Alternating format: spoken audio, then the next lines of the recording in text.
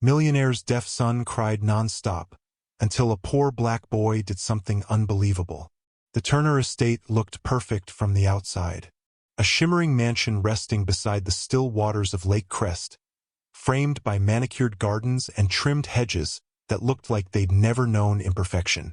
The air smelled faintly of lavender and money, but behind the towering glass walls and iron gates, silence ruled.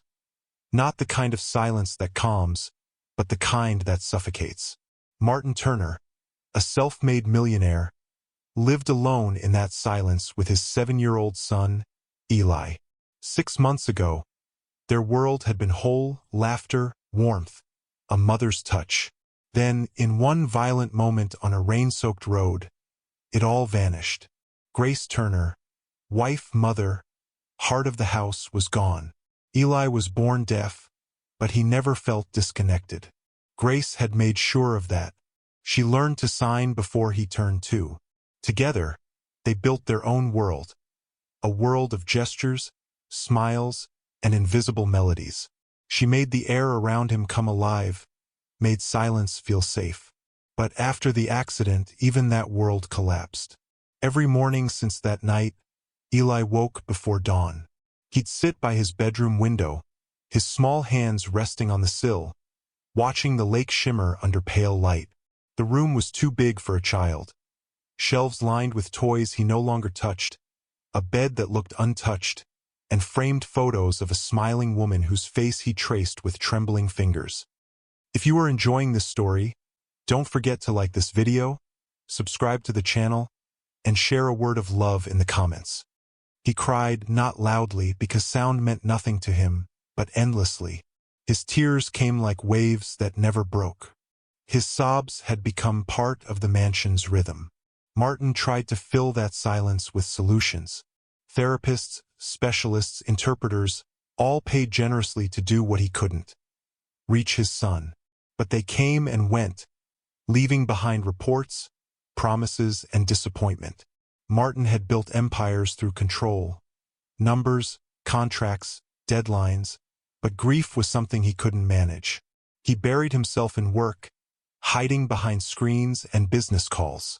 He told himself he was providing for Eli, but in truth, he was running from him. Every glance at his son's face was a reminder of Grace, of her warmth, her laughter, and the love that money could never bring back. Downstairs, the staff moved like shadows, polite, efficient, distant. No one laughed. No one spoke unless necessary. The mansion was beautiful, but it felt more like a museum than a home. Then, one cold morning, a new name appeared on the employment list: Linda Harris. Linda was a widow, living on the other side of the city where the roads cracked and the lights flickered after sunset. She'd lost her husband 3 years earlier to illness, leaving her to raise her son, Caleb, alone. Money had always been tight. Her last housekeeping job ended when the family she worked for moved abroad. Now she was desperate, the kind of desperate that makes you take a job even when you know you'll be invisible. The Turner estate was intimidating at first sight. The iron gates, the security cameras, the polished cars parked in silence. When she arrived for her interview, she wore her cleanest dress and held her breath as she stepped inside. Martin didn't look up from his laptop. His tone was polite but distant, a man speaking through fog. "You'll handle the cleaning in the West Wing. No loud noises. My son needs quiet." She nodded quickly. "Of course, sir. Everything must remain in its place," he added, his voice lowering slightly. He doesn't like change. That was all. No smile, no welcome, just another rule in a house made of them. Linda needed the job, so she didn't complain.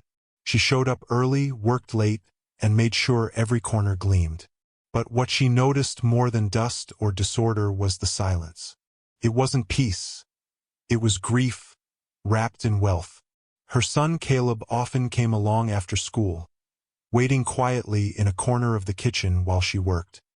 He was 12, curious, clever, and full of warmth that life hadn't yet beaten out of him. He would sketch in a small notebook, sometimes doodling faces or hands. He was fascinated by people, their movements, their eyes, their emotions. But the mansion confused him. Everything looked alive yet felt dead. He noticed something his mother didn't. The faint sound of soft crying that drifted from upstairs almost every afternoon. Not wailing, not screaming, just the quiet, rhythmic sound of someone breaking down over and over. "Mom," he whispered once. "Who's crying?" She looked up from scrubbing the floor, startled. "What?" "I heard someone crying." Her expression softened. "That's Mr. Turner's son. He's going through a lot. Don't go near his room, Caleb. Just stay with me." He nodded. But the image stuck in his mind. A child crying alone in a house that had everything. Days turned into weeks. Caleb would sometimes catch a glimpse of Eli in the garden. A small boy with sad eyes, sitting on a bench staring at nothing. No toys, no laughter. Just silence wrapped around him like a blanket he couldn't take off. The workers avoided eye contact with Eli, unsure what to say or do. Even the interpreters came and went like passing ghosts, leaving behind confused expressions and cold gestures. But Caleb didn't see a rich boy. He saw someone trapped, not by wealth but by loneliness. It reminded him of nights when his own mother sat silently at the kitchen table, pretending not to cry after the bills came. One afternoon, Linda was upstairs cleaning while Martin was away for business. Caleb wandered down the hall, notebook in hand, sketching the chandeliers and staircases. That's when he heard it again, that quiet sound. He followed it. Each step brought him closer to a half-open door at the end of the hallway. Inside, Eli sat on the floor beside his bed, his face buried in his arms. The sunlight spilled across his small frame, catching the tear stains on his cheeks. The room was immaculate. Everything in order, everything lifeless. Caleb froze at the doorway, afraid to move. Then an older man, the interpreter, entered and began signing rapidly, his movements sharp and robotic.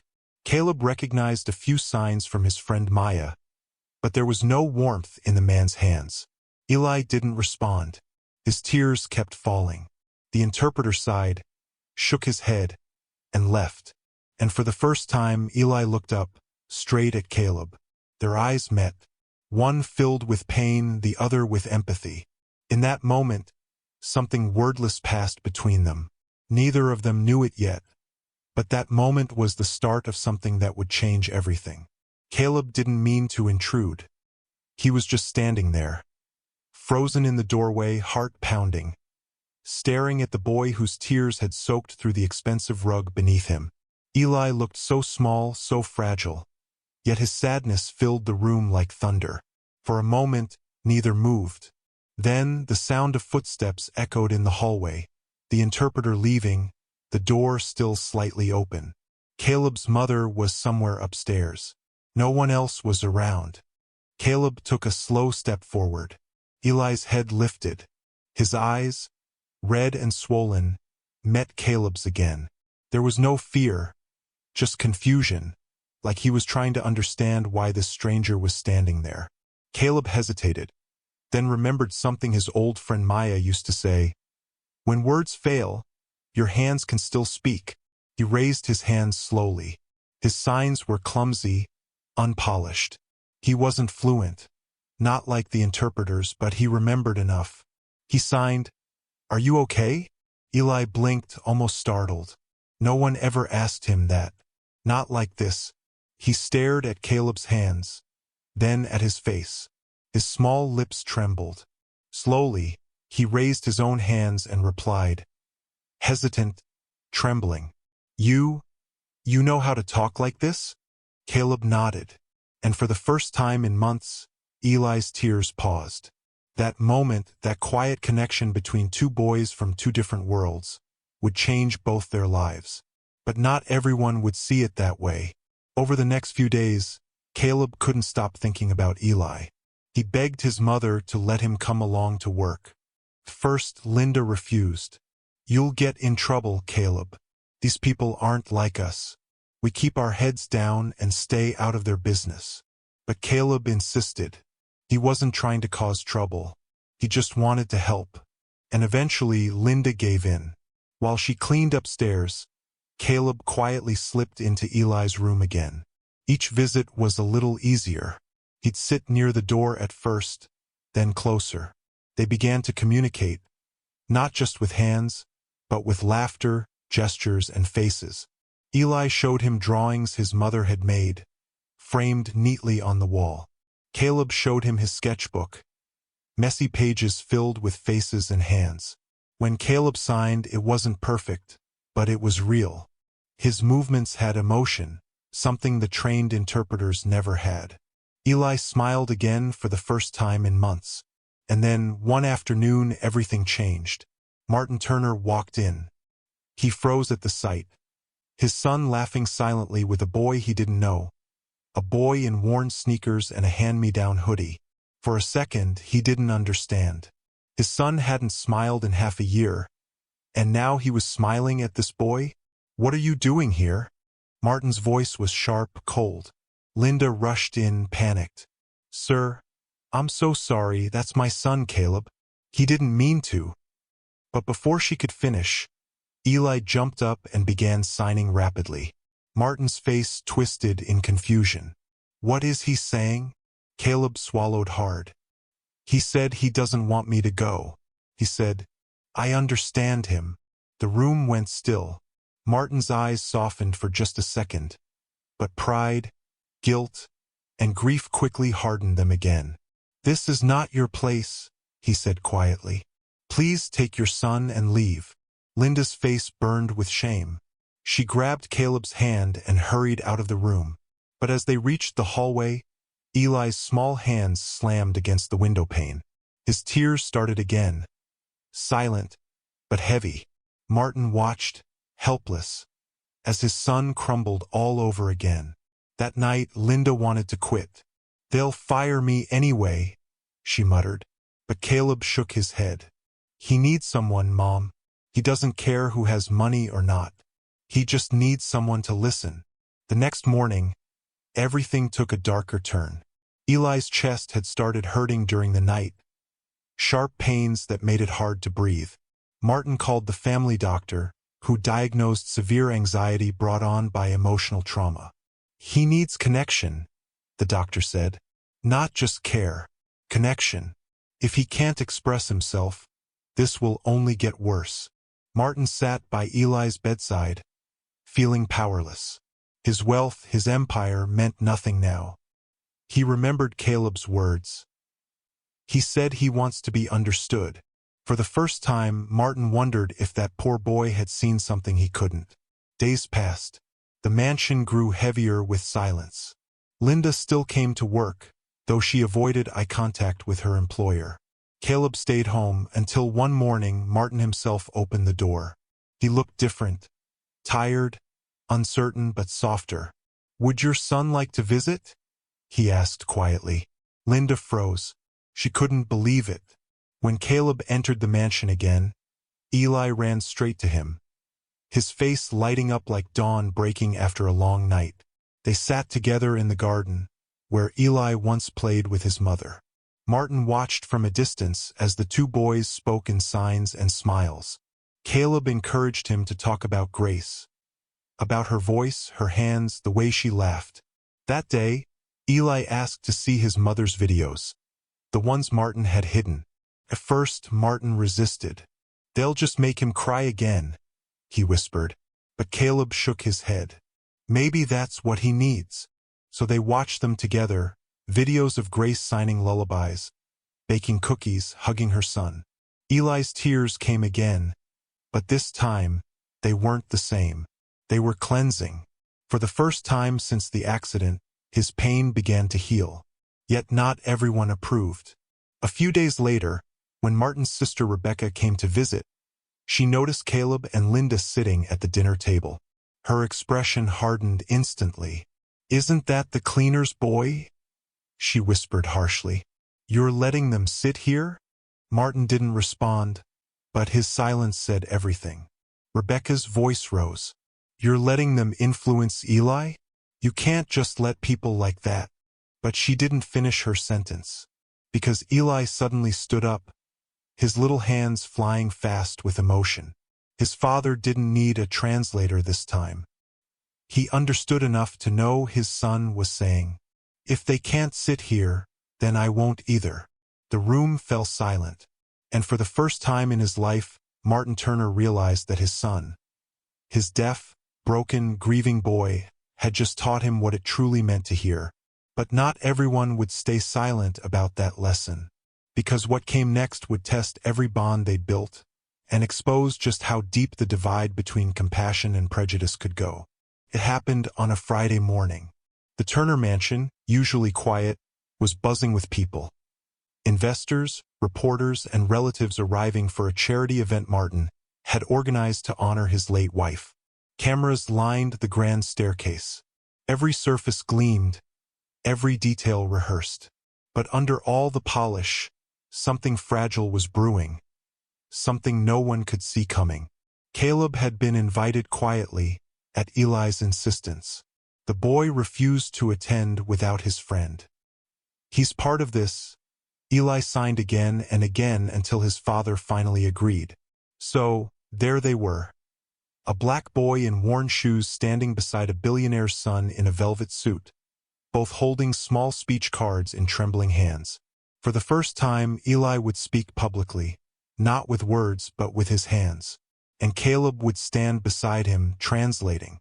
The crowd murmured as they walked to the stage together. A ripple of surprise spread through the audience. People whispering, frowning, judging. Rebecca, Martin's sister, leaned toward a donor and said under her breath, "It's a lovely gesture, but really, that boy doesn't belong up there." Caleb heard it. His chest tightened, but he stayed still. The lights dimmed. The cameras turned on. Eli stepped forward. His hands began to move, trembling, then stronger, as he signed about his mother, about love, about loss. And then he signed something new, something he hadn't told anyone he planned to say. He turned to the audience and said, "This is my best friend.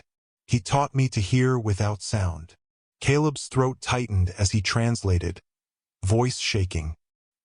"He says I taught him that silence can still speak." The audience grew still.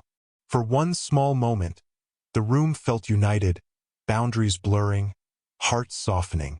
But that moment didn't last. From the back of the hall, a man shouted, "That's ridiculous. You're using this kid for sympathy." Heads turned. Someone else muttered, "This is supposed to be about your wife, not a maid's son." Caleb froze. Eli's small hands stopped mid-air. The whispers grew louder, sharper, slicing through the fragile peace. "Why is he even here? This isn't his story. Look at his clothes. You can tell where he's from." Eli looked around, panicked. His chest heaved, his eyes darting, trying to read lips, to understand the noise. Caleb stepped forward, trying to calm him. "It's okay, Eli. Just breathe. You're doing great." Then a woman near the front. One of the guests stood up, pointing. "Someone get that boy off the stage. This is inappropriate." Before Martin could react, a security guard started walking toward them. "No," Martin said firmly. "Leave them." But the murmurs kept spreading. Cameras flashed. Some guests began recording. The guard hesitated, unsure. Caleb looked at Eli, trembling, crying silently, and something inside him broke. He turned toward the crowd. "You talk about charity and kindness, but the moment someone doesn't look like you, you decide they don't belong. You think this is about pity? He's not broken. He's the bravest person I've ever met." The hall erupted, gasps, whispers, flashes. Martin's heart pounded. Rebecca covered her mouth in horror. And Eli, shaking, grabbed Caleb's hand, as if holding on for safety. Then, before anyone could stop him, Caleb pulled Eli close and said quietly, "We'll finish this our way." He guided Eli's hands, and together they signed. Slowly, powerfully. Love doesn't care about color, money, or sound. It listens with the heart. The cameras caught every second. The audience was silent now. Even the ones who'd sneered sat frozen. For one breathless moment, the two boys stood under the lights. One rich, one poor. One deaf, one unheard. United by something bigger than the room could contain. Then the silence was shattered. Rebecca stormed toward the stage, furious. "You've embarrassed this family enough," she snapped at Martin. "Do you realize what people will say? The press, the board. Everyone will think you've lost control." Martin stood up slowly. His voice was calm, but unshakable. "Maybe I have. Maybe control is what's killing us." The crowd watched, speechless. Rebecca's face flushed. "You can't just let them." But Martin cut her off. "Them?" he said sharply. "You mean the boy who gave my son back his smile?" Rebecca froze. Martin turned to Caleb and Linda, his eyes soft. "I used to think wealth could fix anything. But this boy did what no doctor, no therapy, no money ever could." He looked back at the guests, his voice rising. "If you can't see the worth of a person because of their skin or status, maybe you're the ones who don't belong here." The room fell into stunned silence. Eli smiled, small, fragile, but real. Later that evening, as the guests trickled out, the story had already gone viral. Clips of Caleb's words and Eli's signs spread across social media with millions of views. Headlines read, "Deaf billionaire's son and janitor's boy deliver message that silences a room." But not everyone was celebrating. Hate comments filled the feeds. "Fake story. Publicity stunt. That maid coached her son for attention." Linda wept quietly as she scrolled through them. "We didn't ask for this, Caleb," she whispered. Caleb just stared at the screen. He didn't care about fame, he cared about Eli. And Eli, watching beside him, reached out and signed, "They don't understand now, but one day they will." Caleb smiled weakly. "You really think so?" Eli nodded. "Because truth doesn't need sound to be heard." Outside the mansion, thunder rolled. Rain starting to fall across the long marble steps. Inside, two boys sat side by side, one resting his head on the other's shoulder, the glow of a single lamp flickering between them. But neither knew that the storm outside was just beginning. Because tomorrow, when the headlines twisted, when the backlash hit, when the world decided to choose sides, they'd discover that silence can be powerful. But it can also be dangerous. Sometimes, the loudest voices come from the ones who've been told to stay quiet. The next morning, the mansion that once stood as a symbol of wealth and perfection became the center of a national debate. News vans lined the street. Headlines clashed. Some called it a beautiful story of unity. Others called it an act of pity dressed as progress. For Caleb and his mother, Linda, life changed overnight. They weren't just invisible workers anymore. They were names in every headline, faces on every feed. And with that visibility came the world's harsh glare. When Linda walked to work, people stared. Some offered hugs and kind words. Others whispered things she'd heard her whole life, just louder now. Why did she let her son mix with them? She's just using that boy for fame. She should be grateful she still has a job. But Linda stayed quiet, because she knew truth didn't need defending. It needed time. In the Turner household, the silence was different now. It wasn't heavy, it was peaceful. Eli smiled more, laughed even in his own quiet way. He started painting, something his mother had loved. And every day after his lessons, he waited by the window, hoping to see Caleb's old bike rolling up the driveway again. But Caleb hadn't been back. Not since the storm online. His mother thought it best to keep some distance, at least until the noise died down. Still, Eli waited, day after day. Then one evening, just before sunset, a small figure appeared at the gate. Caleb. He had his hands stuffed in his jacket pockets, eyes down, as if afraid he no longer belonged there. But when he looked up and saw Eli waving from the porch, something inside him lit up again. Eli ran toward him, signing wildly, his face beaming. Caleb laughed. barely keeping up as Eli hugged him so tight he almost fell backward. No cameras. No audience. Just two boys, different worlds, same heartbeat. Inside, Martin watched from the window, and for the first time he smiled too. That evening, he sat beside Linda in the garden, hands folded, the air calm after weeks of chaos. "I used to think I was teaching Eli about strength," he said quietly. "But that boy, your son, he showed me what it actually looks like." Linda looked at him, her eyes weary but soft. "Sometimes it takes someone who has nothing to remind those who have everything what matters most." Martin nodded slowly. "I want to make things right, not just here, out there. There are too many families like yours, too many kids like Caleb, fighting battles the world refuses to see." And he did. He started a foundation, not in his wife's name, but in both boys. The Here Beyond Foundation, they called it. Its goal: to fund programs for children with disabilities and provide scholarships for underprivileged kids from marginalized communities. The first scholarship went to Caleb. Months passed. The online noise faded, replaced by something quieter, steadier: respect. A viral clip resurfaced months later. The one where the boys signed together on stage. Only this time it wasn't used to mock or divide.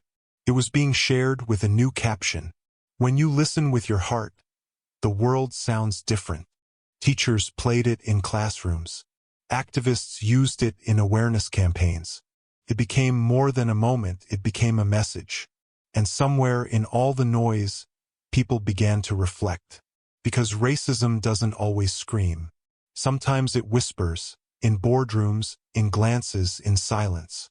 And sometimes it hides behind good manners and quiet prejudice, convincing people they're kind just because they're not cruel. But the truth? The world doesn't change when hate shouts. It changes when love refuses to stay quiet. A year later, at a public event for the foundation, Martin stood before a crowd. Not as a billionaire, but as a father who had learned humility the hard way. He looked at Caleb and Eli standing together, now taller, now stronger, and said, "Once my son lived in silence, and I thought silence meant peace. But I've learned that sometimes silence means we've stopped listening. These boys taught me that to really hear each other, we have to step past comfort, past pride, past fear. We have to listen. Not with ears, but with empathy."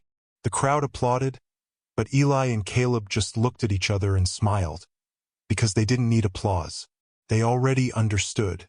As the night fell and the lights dimmed, the two boys sat side by side again, just like that first day in the garden. Eli traced a word in the air with his hand. "Forever." Caleb smiled, nodding.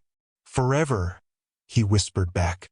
In a world full of noise, two boys had found a language beyond words, and somehow, they taught everyone else to listen. Maybe this story isn't just about a deaf boy or a poor boy.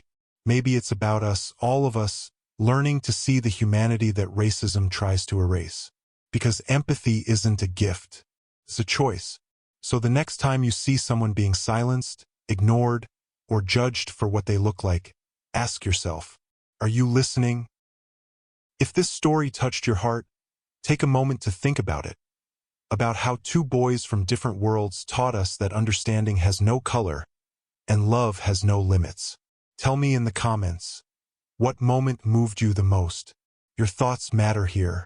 And if you believe stories like this can change hearts, don't forget to like, subscribe, and share to help more people hear them. Let's keep listening together.